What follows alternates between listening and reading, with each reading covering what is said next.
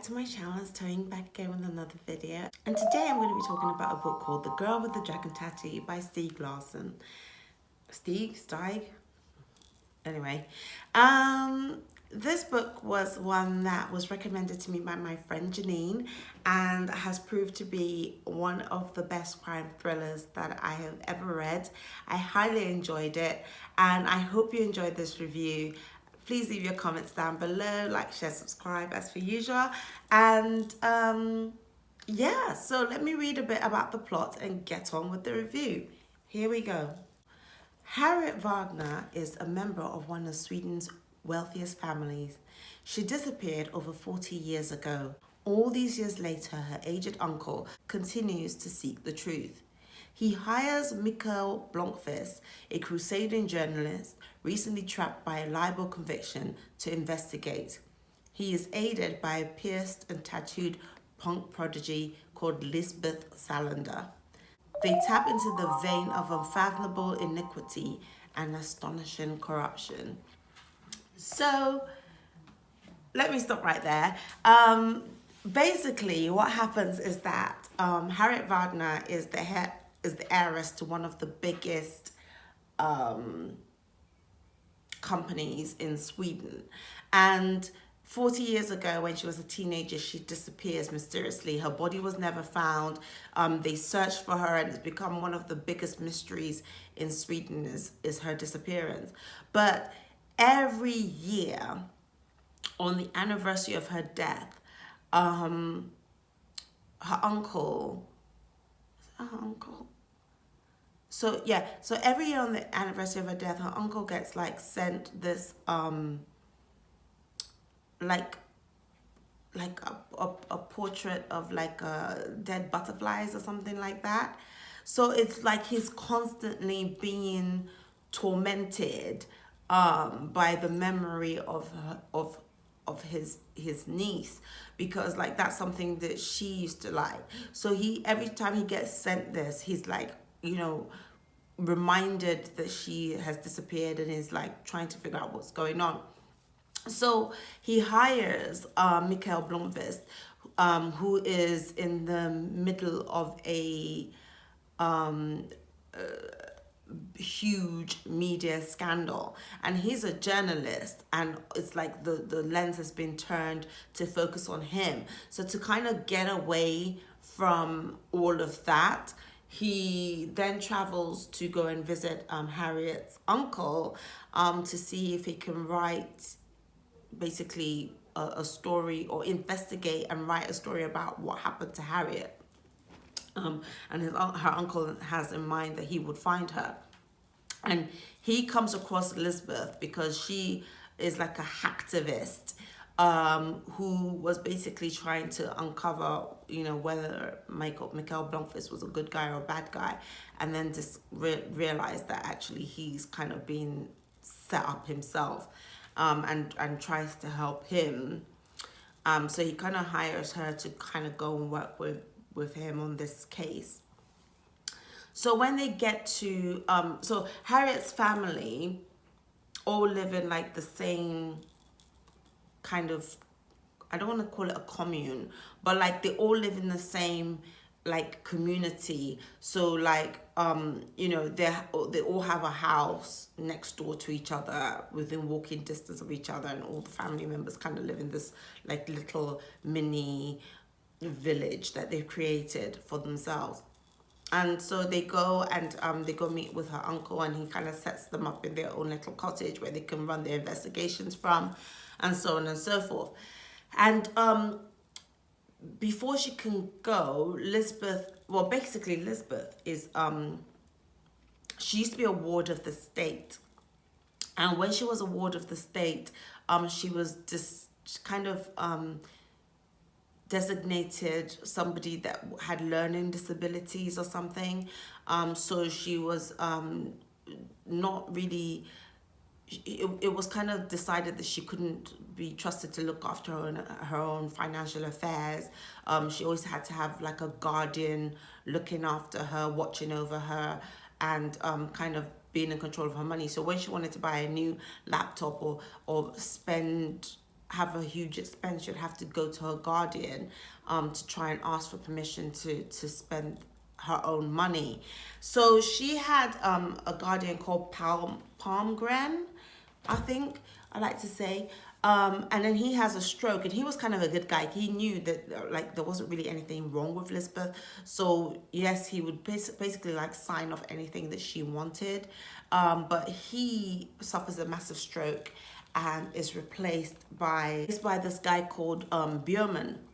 Now Björman is a disgusting, sadistic, dirty, greasy, ew, yuck, inyama kind of guy. He's just nasty. And like, he basically takes advantage of the people that he's meant to have guardianship over.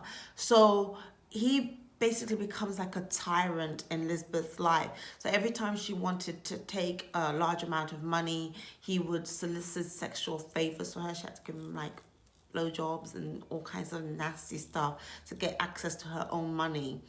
And on one occasion, just when she knew that she was going to have to go away with Blomkvist, she had to go and explain to Björman that she had to go away for work and so on and so forth. If she needed access to a large amount of her own money, so she could like invest in equipment that she could take with herself to go with Blomkvist.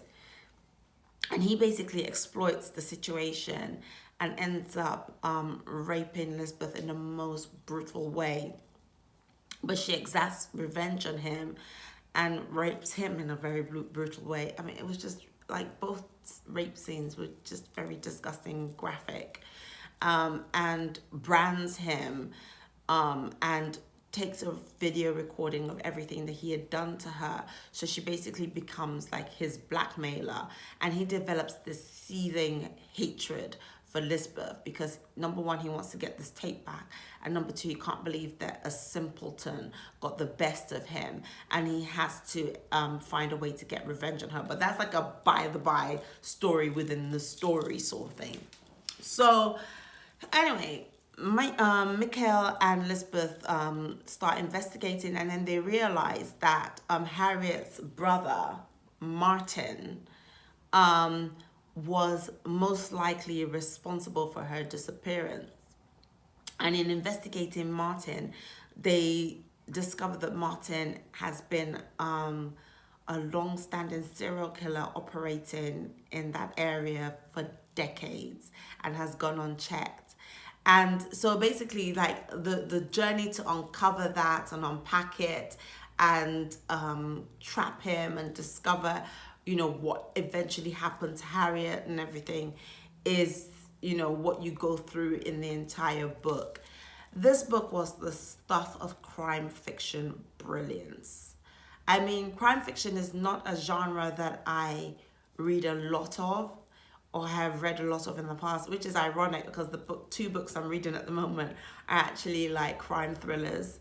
But this genre is not like my like go-to genre, but this book is a brilliant example of excellence within this genre. It's descriptive. It really teleports you into Sweden and London and all the different Stockholm and all the different places that are visited within the books. You become invested in each character because each character is a story within the book. Stieg Larsson did that brilliantly well. I mean, he was able to kind of designate certain chapters to each character so that you got a bit more of their story, who they are, why they are the way they are, and how they evolved over time. So I really, really love that about him. This book is one of the books that the bad guys were so bad that I couldn't really like them. I mean, normally, if you see any of my previous reviews, you'll know that I tend to name some of the villains or the nemesis within the books as one of my favorite characters. But these guys were so dark and twisted and deranged and psychotic, and the epitome of every wrong septic thing within the human psyche that I just couldn't bring myself to like any of them. Not that but like I can't even say, oh, I appreciated the character because they were just so disgusting, and they were so real in how vile they were. And when you look at modern day killers, I mean, there's a guy that in the UK that was like just picked up for being like a serial rapist. Like on last week Monday, or this week Monday, last week Monday, by the time you're seeing this, he was picked up. It was serial rapist. I mean, this is the kind of disgusting character psyche that you kind of get in this book.